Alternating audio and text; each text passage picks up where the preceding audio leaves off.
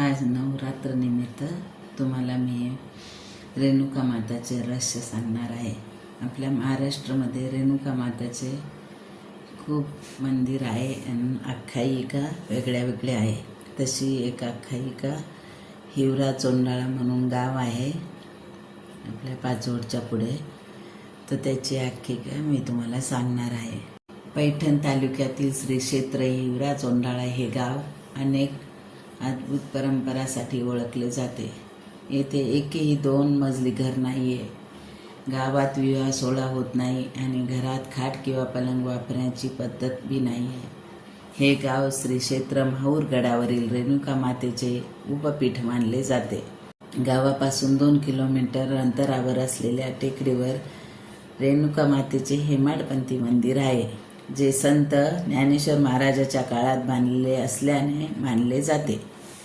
या मंदिराला कळस नसून 20 खांबाचा भव्य सभा मंडळ आहे।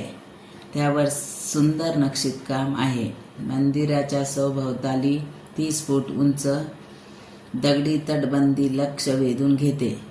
येथील ग्रामस्थाची श्रद्धावानाची अशी श्रद्धा आहे की रेणुका देवी कुमारिका असल्याने गावात विवाह सोहळे आयोजित केले जात नाही।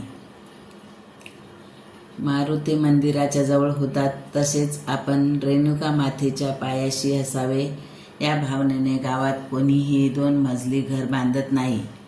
पलंग किंवा खाट वापरण्याऐवजी घरात असे सगळ्यांनी झोपण्यासाठी सिमेंटाचे ओटे तयार केले आहे।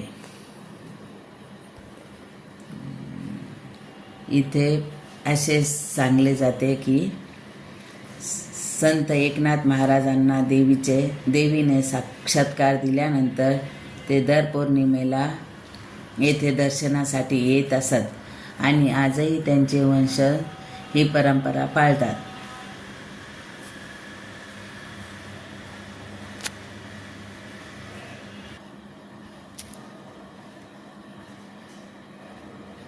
आजही त्यांचे वंश परंपरा पाळतात। हिवरा चोंडाळा येथील रेणुका माता वारकरी संप्रदायाचे आणि संत एकनाथ महाराजाचे कुलदैवत आहे।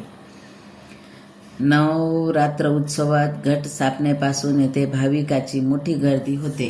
अष्टमीच्या दिवशी विवाहमंडळ येथून देवीसाठी टिपूर आणण्याची प्रथा सुरू आहे। परंपरा आजही सुरू आहे। हा टिपूर येथील जागृत ग्रामदैवत बलखंडे मंदिर आहे, तिथून आणण्यात येत आहे। मंदिराच्या परिसरात पसरलेल्या मोठ्या दगडी शिळांना लग्नाचे वराण म्हटले जाते। एका आख्यायिकेनुसार एक राक्षस राजाला देवीशी विवाह करायचा होता आणि तो मोठा वराड घेऊन आला।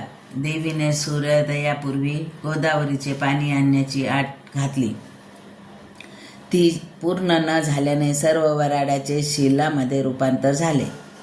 या घटनेमुळे जवळच्या गावाला विवाहमंडळ असे नाव पडले आहे। ह्या रेणुका माताची आख्यायिका आहे, तुम्हाला मी थोडक्यात सांगितली आहे।